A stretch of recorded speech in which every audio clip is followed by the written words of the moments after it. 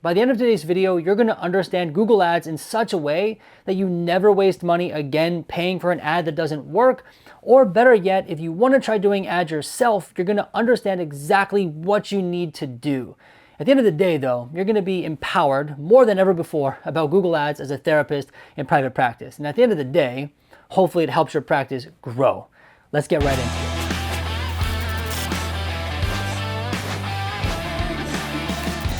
So I must admit, I have long been interested in Google Ads. It's always been something to me that seems like the golden ticket. If I can just get Google Ads right, my practice is going to be amazing. It's going to explode in growth. They're going to come pouring in. Let me set the bar straight here. There is no such thing in the world in terms of marketing. There is no golden ticket. There is no magic key. Google Ads is certainly not that.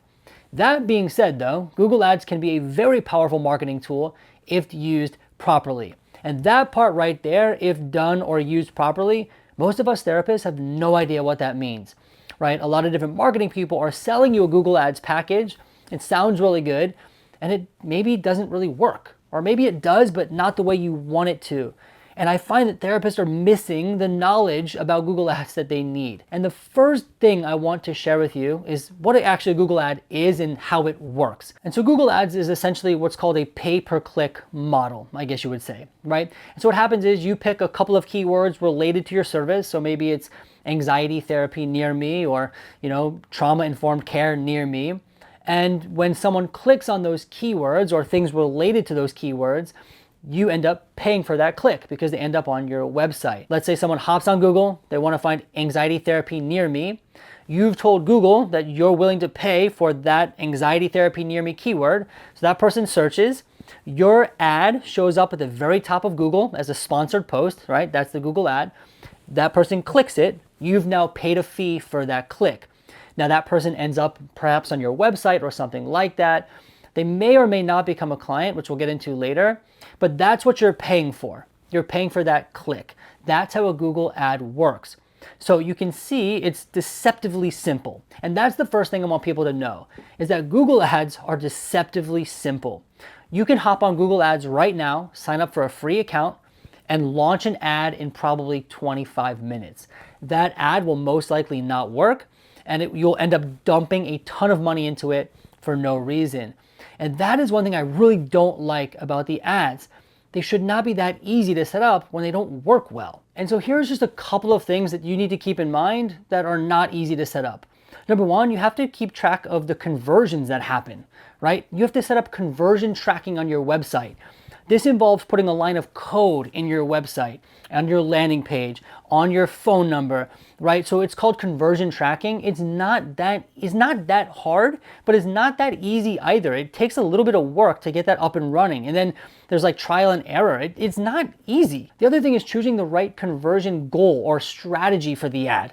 There's a bunch of options. Are you going for clicks? Are you going for conversions? There's maximized conversions. There's a lot of different options to choose from. And choosing the right one could be the difference between an ad that works and an ad that doesn't, right? And no one explains that to you. And not to mention, there's all sorts of strategies and theories around different strategies that you can choose. So for example, if you're running an ad for maximized clicks, some people will say you should run that kind of ad for 30, 40 days until you get enough conversions, which again, the conversion tracking has to be set up properly. And then once you start getting a certain number of conversions, you can then you switch the ad over to conversion strategy. Now I'm probably confusing you here, and that's because this is not simple, right? Deceptively simple. So knowing when to pick the right strategy and when to switch the strategy, this is all part of the Google ad as well. Another thing people don't talk about are the healthcare policies that Google Ads has. So there's certain things you can't advertise on Google Ads, or there's things that you can advertise, but they have like a caveat or a warning. And these warnings pop up and they're not self-explanatory, right? So you might start an ad, this happened to me, and a warning popped up. I had no clue what it meant or how to get around it. Eventually, it all got worked out. But this took a lot of research, a lot of back and forth, a lot of asking questions to finally figure out what this healthcare policy was and how it was affecting my ads, right? A lot of time, a lot of investment in there. And sometimes the ad isn't working because of the healthcare violation. Sometimes it is. It's just a lot of, and sometimes it changes after. You might be running the ad well for like a couple months or weeks. Boom, the policy comes up again and you have to address it. So having knowledge about all that is critical. And sometimes people don't talk about that, right? You need to at least be aware that that might happen. You don't want to pay someone to make a Google ad for you. They don't know about Google ad policies. Who knows who's making the ad? This is why if you do pay for someone to do your ads, you want them to be reputable and know what they're doing, right? So let's imagine you pay someone, they don't even know about this, and the policy gets, whatever, there's the policy on there and it's warnings, and your ad isn't working, right? We don't want that. So you have to be aware that Google Ads has policies around what can be advertised. That's simply put. The other thing is the keyword research, right? We are bidding on keywords after all. We have to find out which words people are searching for. This is not the most complex, right? There are tools that we can do this on, but it does take some time. It does take a little bit of analysis, right? You need to also figure out what words are people searching for, not just the clinical terms that you use. Someone might search for anxiety therapy near me when you're using the term CBT for anxiety, right? So you have to do some keyword research as well. And that has to be done really well because that's what you're paying for, right? The keywords. So that has to be done, and that can be time consuming. Another thing is the location. Some people think if I just broaden out the scope to, the whole state that I'm licensed in, that will work well. People end up wasting a ton of money that way because their budget gets spent across all these different areas and it just doesn't work well. So there's different strategies even for the location where the ad is going to be shown, right? Which also leads me into this other point, which is how much do you spend on a Google ad? How much you put into the ad also determines how much you get out of the ad. I've seen people have good ads that effectively could work well, but their budget isn't high enough, so it doesn't convert enough people over. Sometimes that's the problem, right? And so we have to kind of figure out also what's a sweet spot. How do we figure out the ROI? Am I making more money off the ad than I'm putting into it? This involves a lot of calculations. We don't want to just be dumping things into ads hoping they're going to work. So that's another thing people don't think about often as well, is how much do we put in? And I found for therapists, they often undershoot because it's expensive. So they'll put in like a Google ad low amount, and it doesn't generate any results because Google is not getting the right data to make the ad better. Again, I'm not saying this as a way to go fix all these things, but just so you know that it's not simple. These are all sorts of things that go into the ad, and this is just a few of them. The next thing we need to be aware of is that the ad requires ongoing maintenance. You don't just set it up once and it's good to go, right? You actually have to maintain this ad over the course of its lifetime. It should get better over time, but it does take work. Now, a couple of things you need to be doing. One is you need to be monitoring all the data, the keyword data. Are people clicking your keyword? Which keywords are working? Which keywords are not working? There's all sorts of graphs and tools on Google Ads that you need to look at and make decisions based off of, right? I ran an ad a little while back, had a bunch of keywords, a few weren't working and a few were. I had to figure that out, eliminate some, add some, right? But it's all of that ongoing maintenance that has to happen periodically. The other thing people don't talk about either is this whole concept of what's called negative keywords. So if we're telling Google that we want our ad to show up when someone searches for anxiety therapy, they're also going to show that ad to people who are searching similar terms to anxiety therapy. So maybe they search anxiety worksheets. You show up. But this is not good because you don't want your ad for therapy to show up for someone who's looking for worksheets. That's not what you're offering. And you waste money when they click for that. And so what you need to do is add negative keywords. In that example, the word would be worksheet. You can tell Google not to show your ad whenever they use the word worksheet. This gets added to the negative keywords. You get an entire list of the search terms people used to find your ad. And out of those search terms, you have to comb through it to add negative keywords to the list. Can you imagine how time consuming that is?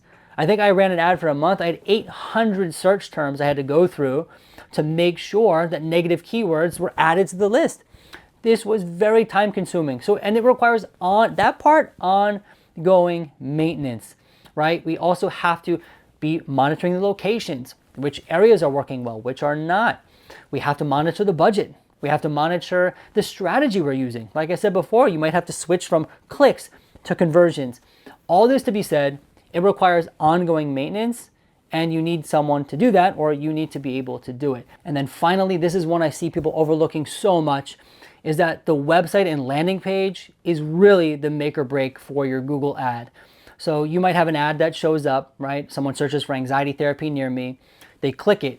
If you don't have a well-written landing page or a page that they end up on that's clear, they're going to click right off. One thing I see a lot of therapists doing, they'll link a Google ad to their homepage.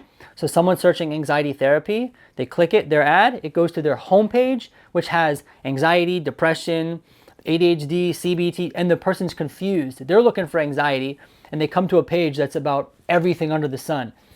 This is not good, right? Because they're going to get confused and they're probably going to click off. So you need to make sure that your web page that they land on is very clear, well written, and designed to speak to the person. Now, I made a whole video about landing pages. I'll leave the link down below. So whether it's a landing page or a service page, your website and your web pages really matter when it comes to Google Ads. And this is a whole different beast, right? We have to make sure it's written well, displayed well. People can call you, people can message you, people could book with you. So there's a lot that goes into that as well. And I find that to be overlooked. Now, if you are someone who's interested in Google Ads, I do think it is a worthwhile investment. It really is powerful, but you cannot be naive about it. If you're going to pay someone, make sure that they set it up really well initially, right? Hopefully this video gives you some of the questions you can ask people. Make sure they're able to provide ongoing maintenance to the ad, and make sure that the landing pages and the websites that the ad points to are good, high quality, okay? If you're going to do it yourself, you can start to research some of the things I've talked about here. You can be empowered to do Google Ads yourself. It is a lot of learning. It's a pretty steep learning curve, but it's totally doable. So if you're willing to pay in time, I think you can learn. Just be aware, you could get it set up in one day, right? But to learn it well, it's gonna take a little while. Hopefully this video is a good starting point. At the end of the day, I hope you learned something. I hope this is helpful for you, and I'll see you in the next video.